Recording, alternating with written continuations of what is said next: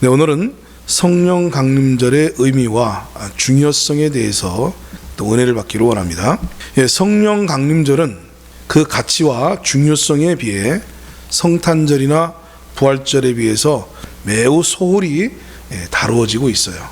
그래서 많은 교회들이 성탄절 그리고 부활절 이렇게 특별하게 기념하는 예배를 드리면서 각종 행사들은 행하고 있지만 정작 교회 원력에 있는 이 성령 강림절에 대해서는 특별한 신경을 쓰지 않습니다. 그리고 크게 의미를 두지도 않습니다. 그래서 성령 강림절을 기념으로 예배하고 행사를 하고 이런 일들이 거의 없이 지나가고 있습니다. 그러나 성령 강림절은 성탄절이나 부활절과 같이 매우 비중 있게 기념해야 되는 그런 절기입니다. 일반적으로 기독교의 3대 절기로 성탄절과 부활절 그리고 추수감사절로 기념을 해오고 있습니다. 그러나 실상은 기독교의 3대 절기는 성탄절과 부활절 그리고 성령 강림절입니다. 추수감사주일은 사실 그 유래가 성경에서 온 것이 아니고 영국에서 이 청교도들이 미국으로 건너가서 하나님 앞에 추수감사절을 드린 것들이 그것이 근거가 되어서 우리가 오늘날 추수감사주일을 기념하고 절기로 섬기고 있지만 사실상 영적으로는 큰 의미가 없습니다. 오히려 진정으로 더 큰 의미는 추수감사주일이 아니라 무엇이냐면 성령 강림절입니다. 근데 추수감사절에 비해서 성령 강림절을 너무 소홀히 다루고 있고 그런 성령 강림절이라는 것이 있는지도 모르고 지나가는 성도들이 허다합니다. 왜요? 그만큼 성령 강림절에 대해서 교회에서 강조하지도 않고 또 교회에서 그것을 기념하지도 않고 그냥 지나가 버리기 때문에 그렇습니다. 오히려 5월달에 무엇이 더 치중을 합니까? 어버이주일, 어린이주일, 무슨 부부의 날 이러면서 5월달이 가정의 달로서 이 가정적인 어떤 절기에만 더 큰 신경을 쓰고 카네이션을 달아주고 어린아이들에게 선물들을 하고 이렇게 지나가고 있지만 정작 성령 강림주일은 아주 형편없이 취급을 당하고 있는 것이 현실인데 그러나 이 성령 강림주일은 예수님이 부활 승천하신 후 오순절에 약속하신 대로 성령이 강림하신 날을 기념하는 절기입니다. 자, 이처럼 성령님은 성부 하나님과 성자 예수님처럼 한 시대를 책임지고 주관하시어 인간을 위한 자신의 역할을 담당하시기 위해서 오셨습니다. 예수님이 특별한 목적을 수행하시기 위해서 오신 것처럼 성령님께서도 특별한 목적을 수행하시기 위해서 이 땅에 예수님처럼 오신 거예요. 그런데 어떻습니까? 예수님이 오신 것에 대해서는 그렇게 환영하고 할렐루야 예수님 때문에 우리가 구원받게 됐다고 그러고 대대적으로 세계적으로 성탄절로 기념하면서 감사합니다 그러고 예수님의 부활을 통해서 또 우리가 감사해요.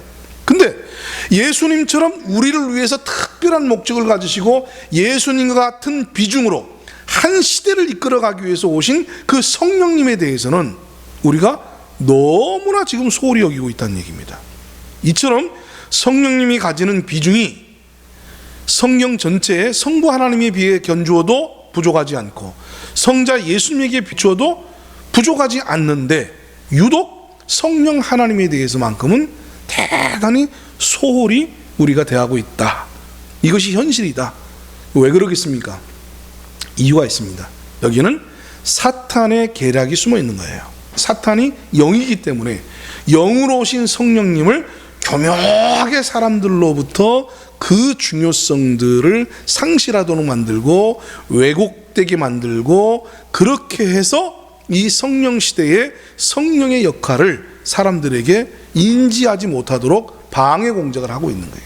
여기에 지금 너무나 많은 교회가 너무나 많은 목사님들이 너무나 많은 성도들이 현혹되어져서 지금 이 중요성을 소홀히 여기고 지나가고 있다 그런 말입니다. 하나님의 경륜 시대는요 성부 하나님 시대 그리고 성자 예수님의 시대 그리고 성령 하나님의 시대로 구분되어집니다. 이처럼 성부 하나님의 시대가 있었고 또한 성자 예수님의 시대가 있었어요. 이제 오순절 성령 강림으로 말미암아 무슨 시대가 열렸습니까? 성령 하나님의 시대가 열리게 된 겁니다. 이처럼 대단히 중요한 역할을 수행하고 있고 중요한 한 시대를 책임지고 있는 성령님이 이 땅에 예수님의 뒤를 이어서 오셨음에도 불구하고 우리는 예수님처럼 성령님을 크게 생각하지 않는다고 말해요.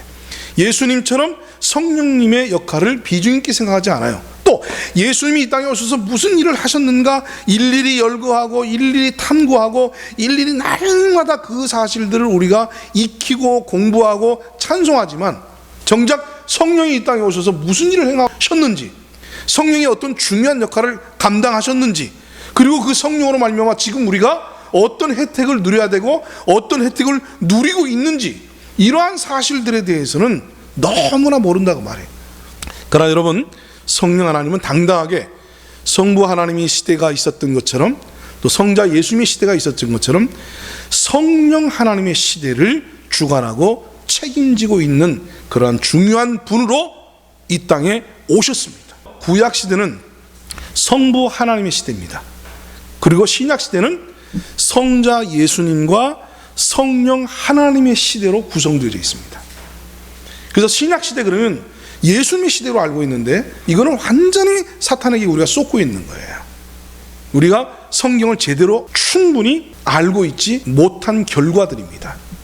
신약 시대는 성자 예수님과 성령 하나님의 두 시대로 구분되어져서 이 성자와 성령 시대를 일컬어서 신약 시대라고 말합니다. 성경에서는 새 언약의 시대라 그렇게 말을 하고 있습니다.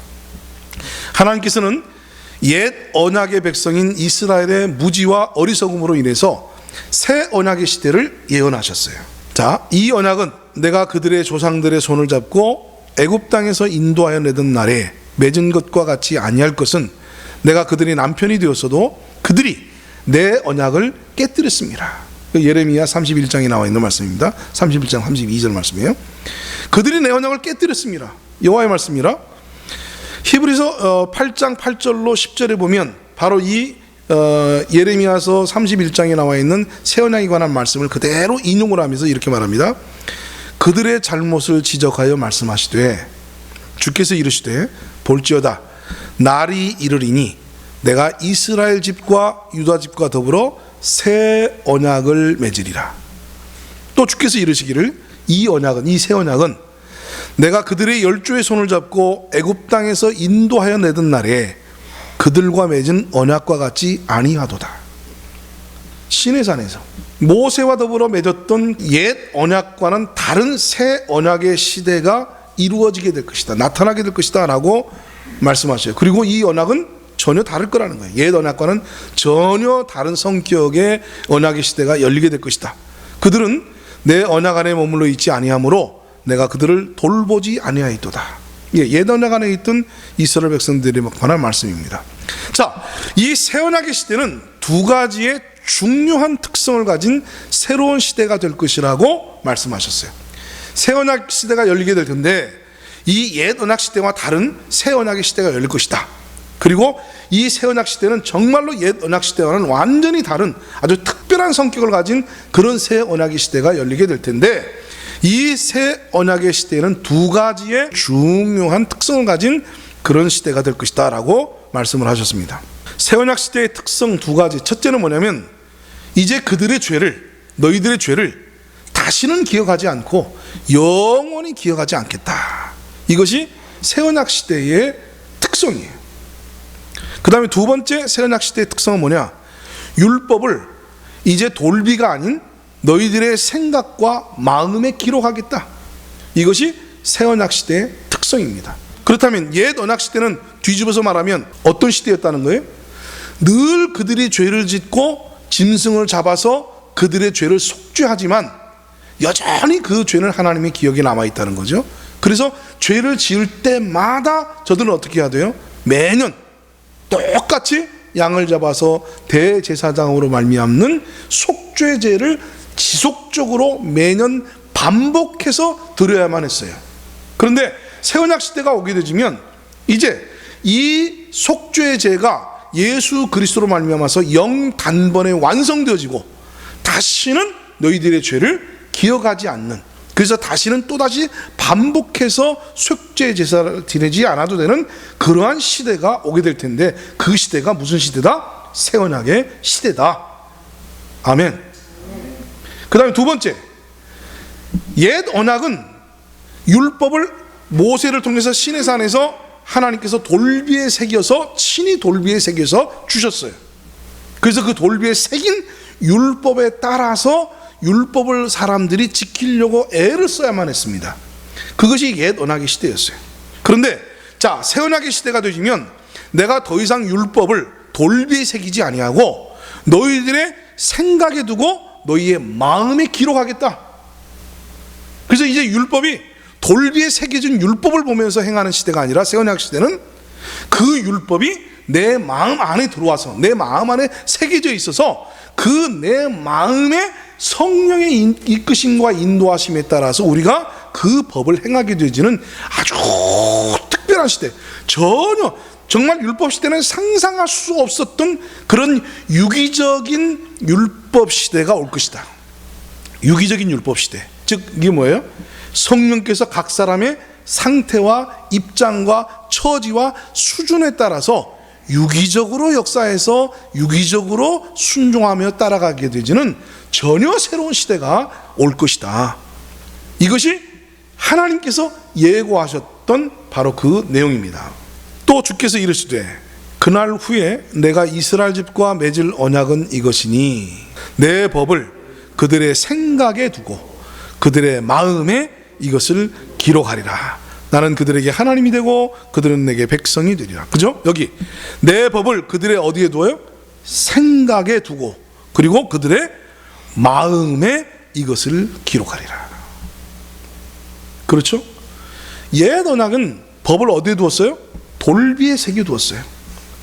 십계명이라고 하는 돌비에 새겨 두었어요. 그리고 십계명을 재해석한 출애굽기와 레위기와 민수기에 나타나 있는 여러 가지 율법의 항목들이 있었어요. 그 항목들에 따라서 그 항목을 순종하며 살아가는 것, 이것이 바로 옛 언약의 구약 시대의 이스라엘 백성들이었다면, 새 언약 시대의 영적 그리스도인들은 그렇게 살지 않는 거예요. 영적 유대인들은 이제 어떻게 살아요? 그 법이 돌비에 있지 않아요. 밖에 있지 않아요. 그 법이 어디에 있어요? 내 마음에, 그리고 내 생각에 있다 그 말입니다. 자, 히브리서 10장 15절로 18절은 이 말씀을 그대로 받아서 우리에게 이렇게 설명합니다. 또한 성령이 우리에게 증언하시되 주께서 이르시되 그날 후로는 그들과 맺을 언약이 이것이라 하시고, 새 언약입니다. 내 법을 그들의 마음에 두고 그들의 생각에 기록하리라 하신 후에 또 그들의 죄와 그들의 불법을 내가 다시 기억하지 아니하리라 하셨으니 이것들을 사하셨은즉 다시 죄를 위하여 제사 드릴 것이 없느니라. 자, 이처럼 새 언약 시대는 두 가지의 특성을 분명히 가지고 있습니다. 하나는 뭐예요? 죄를 영원히 기억하지 않겠다. 두 번째는 뭐예요? 법을 돌비에 새기지 아니하고 그들의 마음과 생각에 새기고 두겠다. 이것이 특징이었습니다. 그래서 이 새 언약 시대의 특성인, 첫 번째 특성인 죄를 영원히 기억하지 않겠다라고 하신 이 새 언약의 문제를 해결하기 위해서 전반부에 누가 오신 거예요? 예수님께서 오신 것입니다. 이 죄의 문제는 성자 예수님께서 해결하십니다. 그래서 예수님께서 도성인신하시고 이 땅에 오셔서 십자가에서 하나님께서 담당케 하신 이 저와 여러분의 죄를 담당하시고 죽으시고 3일 만에 부활하셔서 그 모든 죄와 의의 문제를 해결하셨어요. 그래서 이제 예수 안에 들어온 사람들은, 믿음으로 말미암아 예수 안에 들어온 사람들은 하나님께서 우리가 지은 죄를 어떻게 해요? 영원히 기억하지 않아요. 그 죄를 우리의 등 뒤에 던져버렸다 그래요. 우리의 죄를 전부 등 뒤에 던져버려서 이제 다시는 우리의 죄를 기억하지 않겠다는 얘기입니다. 얼마나 놀랍습니까? 오늘 새 언약의 시대에 저와 여러분이 살고 있음에 얼마나 감사합니까? 할렐루야. 참. 구약시대 성도와 신약시대의 성도가 뭐가 다르냐? 바로 이런 점들이 다릅니다. 자, 그리고 새 언약시대의 특성 두 번째 건, 율법을 생각과 마음이 기록하겠다 하는 이 문제는, 즉 이 율법의 문제는 누가 해결하셔요? 성령 하나님이 해결하십니다. 그래서 성령께서 이 땅에 오신 거예요. 자, 이렇게 보시면 성령 강림 시대에 보다 중요한 역할은 뭐예요? 율법의 문제를 해결하는 거예요. 아시겠습니까? 새언약 시대의 새 주관자로 오신 성령 하나님이 가장 집중해서 하시는 사역이 무엇이냐면 율법의 문제를 새로운 방식으로 풀어내는 거예요. 그것이 바로 성령 하나님의 역할이다 그 말입니다.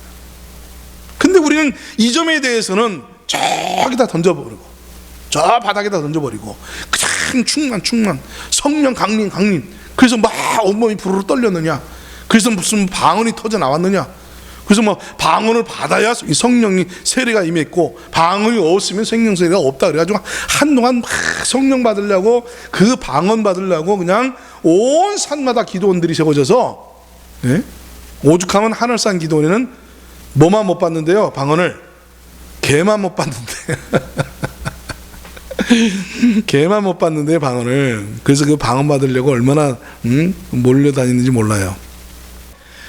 새언약 시대의 주체자요, 주관자요, 핵심으로 오시는 그 성령의 중요한 내용은 이 율법의 문제를 다른 방식, 성령이라고 하는 다른 방식을 통해서 해결하기 위해서 오셨음에도 불구하고 사람들은 여기에 집중하지 않고 있다고 말입니다.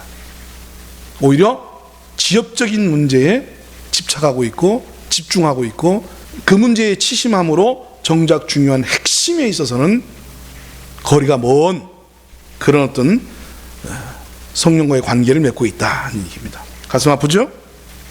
자, 새언약 시대 죄 문제를 해결하시기 위해서 성자 예수님이 이 땅에 오셨으며 그날을 기념하는 날이 성탄절입니다. 그렇죠? 네. 이 새언약 시대, 두 번째 새언약 시대에 율법의 문제를 해결하시기 위하여 성령 하나님이 이 땅에 오셨으며 그날을 기념하는 날이 성령 강림절입니다. 자, 그러면 성탄절이나 성령 강림절이나 그 비중이 같아요, 틀려요? 예? 같아요, 틀려요? 같잖아요. 이만큼 중요한 거예요, 성령 강림절이. 근데 우리는 성령 강림절을 소홀히 여기고 있잖아요. 성탄절에는 그냥 온갖 행사와 그리고 그것을 뭐 벌써 한 달 전부터 준비하고 그러잖아요. 근데 성령 강림절은 있었는지 없었는지, 그런 주일도 있었어? 그런 절기가 있었어? 그리고 그냥 흘려보내고 있다 그 말이죠. 가슴 아픕니다. 자, 그러면 이 성령 강림의 의의와 중요성, 그것이 무엇인가 하는 것을 이제 함께 좀 간단하게만 짚어만 보고 지나가겠습니다. 이 부분에 대해서 기회가 있으면 좀 더 심도 깊게 성경 전반을 통해서 한번 살펴보면서 은혜를 받기를 원하는데요.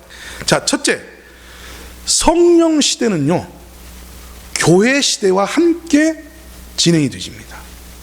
즉 성령이 강림하심으로 말미암아서 교회가 설립되어집니다. 그래서 성령 강림 시대는 교회 시대다. 그래서 성령 시대는 곧 교회 시대다, 이렇게 말을 하는 겁니다. 예루살렘을 떠나지 말고 약속하신 대로 성령을 기다리면 몇 날이 못 돼서 너희들이 성령으로 무엇을 받게 될 것이다? 세례를 받게 될 것이다, 이렇게 말을 했어요. 자, 그러면 성령으로 세례를 받는다는 게 뭐냐? 자, 오늘날 여기서부터 삐뚤어지기 시작한 거예요. 성령을 세례를 받는다는 게 성령이 위에서부터 막 엄청나게 무언가 쏟아 부어져서 성령 충만하게 만드는 어떤 현상을 일컬어서 성령 세례라 그렇게 생각한다고 말해요. 근데 성경이 말하는 성령 세례가 뭔지를 한번 보세요. 자, 고린도전서 12장 13절, 대단히 중요한 구절입니다. 이 구절은 정말 중요한 구절입니다. 성령 세례가 무엇인가에 대해서 가르쳐주고 있는 유일한 성경 구절이에요. 자, 우리가 같이 있습니다. 시작. 우리가 유대인이나 헬라인이나 종이나 자유인이나 다 한 성령으로 세례를 받아 한 몸이 되었고 또 다 한 성령을 마시게 하셨느니라. 자, 여기 성령의 세례가 한 몸이 되게 했어요.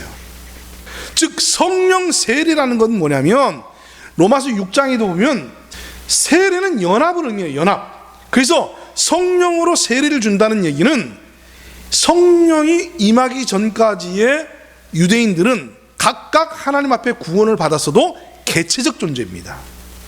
개체적 존재예요. 그래서 민족을 이루고 사회를 구성하고는 있지만 연합체는 아니에요. 즉 다시 말해서 그리스도의 몸이 아니란 말이에요. 그래서 오순절날 성령이 강림하면서 성령 세례로 말미암아서 구원받은 각각의 개체들을 한 그리스도의 몸으로 연합을 시킨 사건, 그것이 바로 성령 세례입니다. 이게 성경이 가르치고 있는 성령 세례예요. 성령 세례가 임하는 과정 속에 방언도 나타났고, 성령 세례가 이루어지는 과정 속에 능력도 나타났고, 성령 세례가 이루어지는 과정 속에 여러 가지 성령의 현상들이 함께 도래됐지만, 성령 세례가 의미하는 정확한 의미는 구원받은 성도들이 각각 있었던 성도들을 이제 한 몸으로 연합시키는 사건이 바로 성령 세례였어요. 그러니까 성령 시대는 무엇을 위한 시대였습니까? 그리스도의 몸으로 구원받은 성도들을 연합시켜서 교회 시대를 함께 이끌어가는 그 성령 시대가 바로 교회 시대였다 그 말이에요. 그래서 교회가 탄생한 거예요. 에베소서 1장에 보시면 예수님께서 하늘 보좌 위로 앉으시면서 교회의 머리가 되셨다 그랬어요. 예수님의 승천의 의미가 갖는 중요한 의의가 뭐냐? 그것은 하나님 보좌 우편에 앉으심으로 교회, 그리스도의 몸의 머리가 됐다라고 얘기합니다.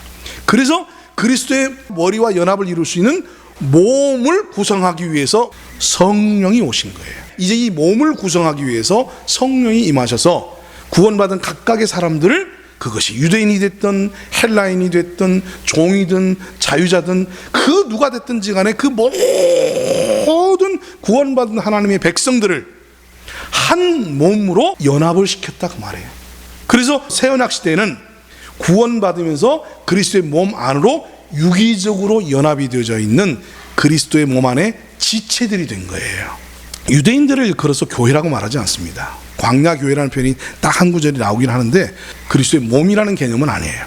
몸의 그림자일 수는 있겠지만 진정한 몸은 아닙니다. 몸은 성령으로 말미암아 세례가 이루어질 때에 그 세례로 말미암아서 흩어져 있던 그 몸들이, 개체 지체들이 한 몸을 이루는 사건, 이것이 바로 성령 세례의 사건이다 그 말입니다.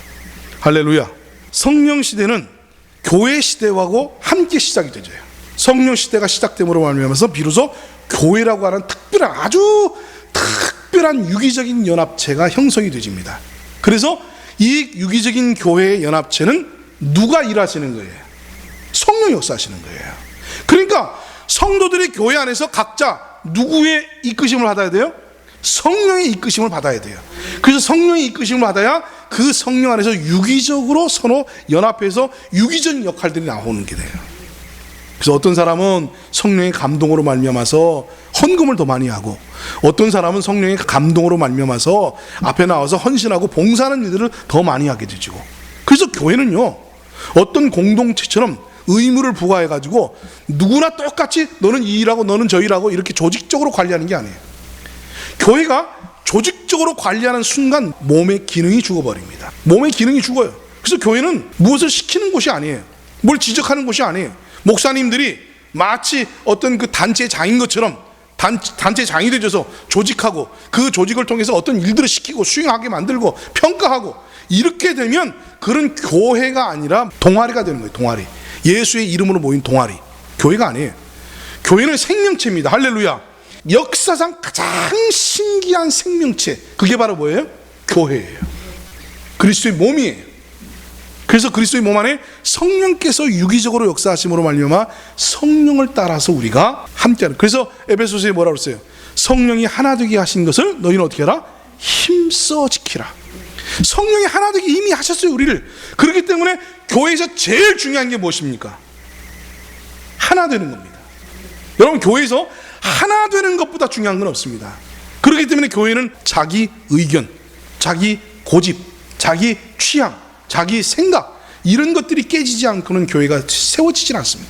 유기적으로 몸된 교회가 든든히 세워가려면 자기 취향도 죽어야 되고, 자기 생각도 죽어야 되고, 자기 고집도 죽어야 되고, 자기 의견도 죽어야 됩니다. 교회는 각자 마음속에 누구 역사를 따라서 성령의 이끄심과 성령의 역사를 따라 생각하면 돼요. 저는 싫은데요? 그럼 그 사람을 어거지로 시키면 안 됩니다. 내버려둬요. 언젠가 성령께서 그 마음속에 감동을 주시면 그 감동에 따라서 그가 그 일을 하게 하십시오. 자원해서 기쁨으로 즐겁게 유기적으로 할 수 있도록 내버려 주십시오. 그럼 어떤 일이 벌어지느냐? 성령은 교회라고 하는 오케스트라 단원들을 유기적으로 지휘하는, 그래서 전체적인 하모니를 이끌어내고 만들어내는 지휘자가 바로 누구예요? 성령님이시다. 그래서 지휘자가 어때요?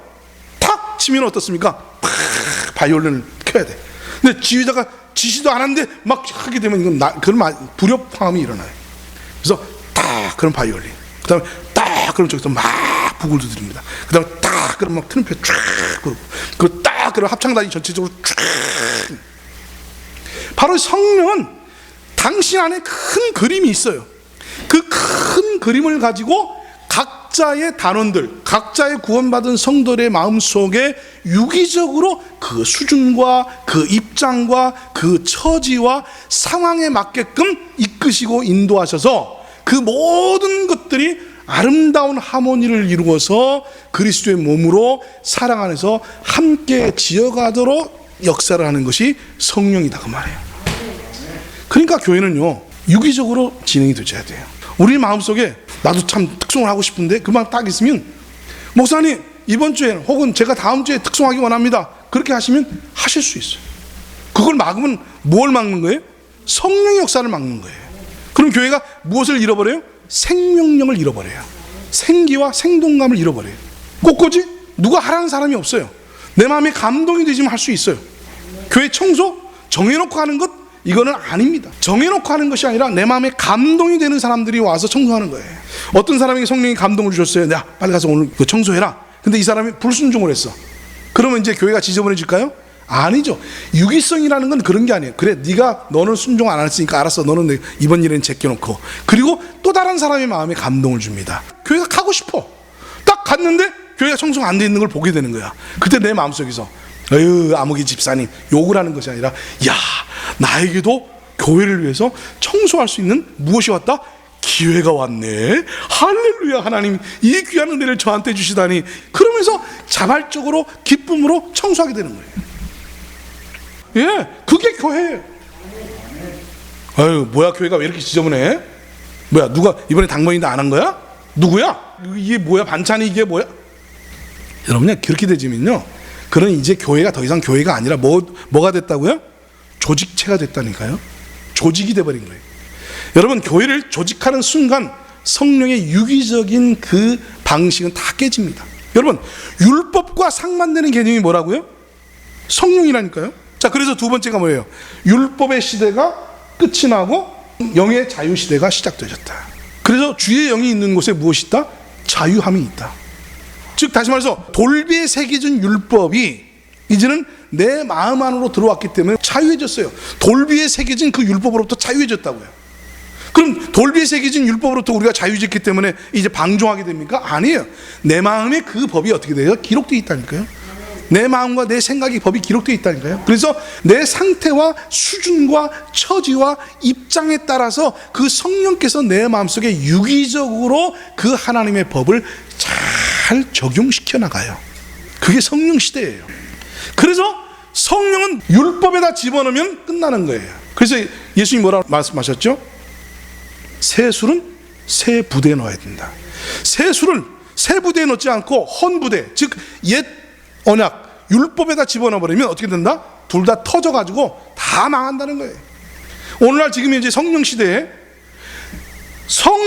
성령으로 살면서 이 성령을 어디다 집어넣어가지고 율법의 부대에 집어넣어가지고 율법도 아닌 것이 성령도 아닌 것이 아주 애매한 영적 괴물들로 변질되어져 버린 이상한 영적 괴물들이 얼마나 많은지 몰라요. 이거를 구분해내지 못하니까. 어떤 때는 코에 갖다 붙이면 코걸이, 귀에 갖다 붙이면 귀걸이. 귀찮으면 아예 나는 오늘 성령께서 내 마음에 감동이 없어, 뭔가 이익이 있겠다 싶으면 내가 당번인데 내가 해야지, 법이야. 법. 그래서 노예 가면 제일 듣기 싫은 소리가 그거예요. 법이요. 그럼 찍소리도 못해. 그래서 저는 이해를 못하겠어. 법이요 하는 사람들에게 망치를 때려야 될 게 뭐냐면 성령이요 하고 때려 부셔버려야지. 성령이 율법을 부셔버리고 오셨는데, 아니 성령 시대에 살면서 법이요 그러고 앉아있어. 난 법이요 하는 사람 목사의 얼굴을 가까이 가서 보고 싶어. 너 성령 시대에 살고 있는 거 맞아? 너 성령 인도하심을 받고 있는 거 맞아? 거기다 대고 법이야. 이 시대가 어떤 시대인데 법이야 하고 앉아있어. 여러분 지금 이 시대가 어떤 시대입니까? 율법으로부터 자유케 한 은혜 시대 아닙니까? 율법은 모세로부터 세례 요한 때까지 예수님으로 말미암아서 은혜와 진리의 시대가 열려졌어요. 그리고 은혜와 진리 시대가 실질적으로 유기적으로 발휘되도록 작동되도록 역사하시는 것이 성령입니다. 그래서 로마서 7장에 보면 우리가 의문의 묵은 것으로 섬기지 아니하고 영의 새로운 것으로 하나님을 섬길 것이다. 새언약 시대는 영의 새로운 것으로 하나님을 섬기는 것이지 의문, 즉 율법 덩어리, 글자 덩어리 이런 새겨진 그 문구에 의해서 우리가 살아가지 않는다고 말입니다.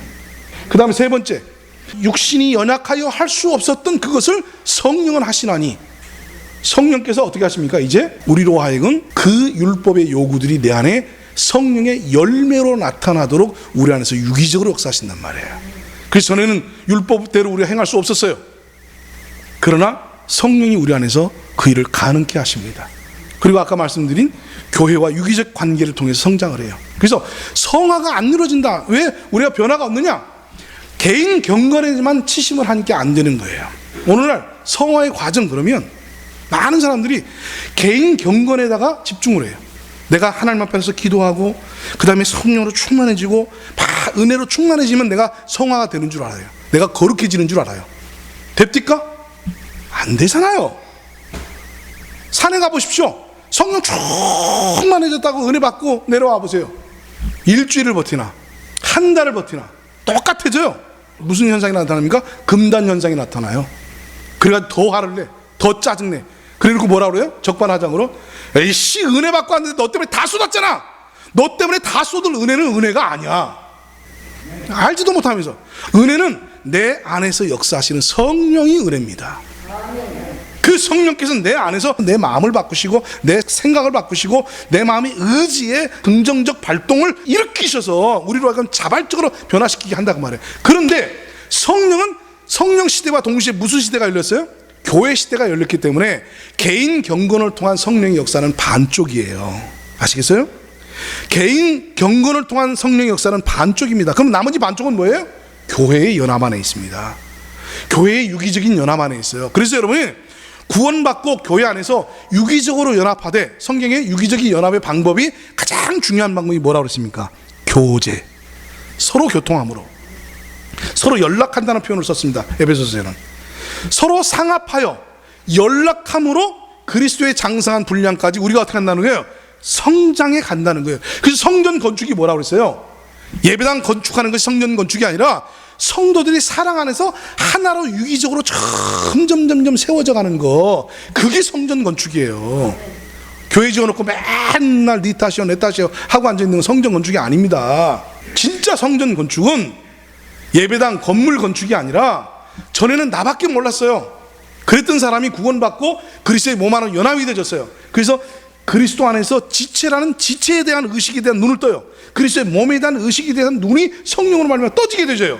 그래서 그 몸 안에서 유기적으로 연합해서 교통함으로 배우고 교통함으로 서로 영향을 주고받고, 그런 과정 속에서 내가 내면적으로 더욱더 성령으로 충만해지고, 내가 또 성령으로 충만해지니까 교회 안에서 다른 지체들과 유기적인 교통을 통해서 선한 영향력이 미쳐지고 확산되어 가고. 그래서 저는 이렇게 표현을 하는 거예요.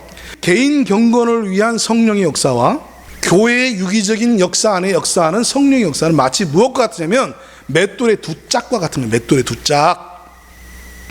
그래서 맷돌이 두 짝이 있어야 콩이 어떻게 됩니까? 갈아지죠. 갈아지는 겁니다. 한 짝만 가지고는 안 돼요. 그래서 혼자 나 홀로 난 교회에다 필요 없어. 어디든지 하나님이 계신 곳이잖아. 교회가 건물이 아니고 하나님의 역사가 건물 안에 머물러 있다고 생각하지 않기 때문에 나는 어디서든지 하나님을 만난다. 네, 하나는 맞았고 둘은 모르는 거예요. 맞아요. 어디든지 하나님 계세요. 그러나 그곳에는 뭐가 없어요? 교회가 없어요. 그리스도의 몸이 없어요. 그러니까 내가 지체가 그리스도의 몸에서 뚝 떨어져 나가면 어떻게 됩니까? 처음에는 팔팔하고 처음에는 내가 싱싱해. 근데 시간이 지나면 지날수록 어떻게 되죠? 몸에서 팔이 떨어져 나가면 시들시들 죽어가는 거예요. 그래서 어떻게 됩니까? 영적 괴물이 되는 거예요. 뭐는 남아있어? 지식은 남았는데 뭐는 없어요? 자비는 없고 선도 없고 사랑도 없고 성숙함도 없고 관용도 없어요. 판단과 정죄만 남는 거지. 그냥 이런 원리를 모르니까, 이런 기본적인 성경에서 가르쳐주고 있는 중요한 원리를 모르니까 맨날 자기 경험만 생각하는 거야. 맨날 하나님 앞에 나가서 아유 저 김집사 진짜 꼴보기 싫어. 나 김집사만 하면 교회 안 왔으면 좋겠어. 그냥 주여 저 영혼을 치워 주시옵소서. 그렇게까지 기도 안 할지는 몰라도 변화시켜 주시옵소서 이렇게 되겠지. 근데 성령이 마음속에 역사하시면 그를 받아라. 그를 받아라. 그의 연약함을 네가 받으라. 그의 필요를 네가 채워라. 할 말은 너무 많으나 오늘 말씀을 맺겠습니다. 오늘 우리가 너무 소홀히 다루고 있는 성령 강림절, 이것은 결코 소홀히 다룰 수 없고 그냥 지나쳐갈 수 없는 절기라는 사실을, 차라리 추수감사주일은 우리가 섬기지 못하고 기념하지 못할지라도 성령 강림절은 우리가 기념해야 될 줄로 믿습니다.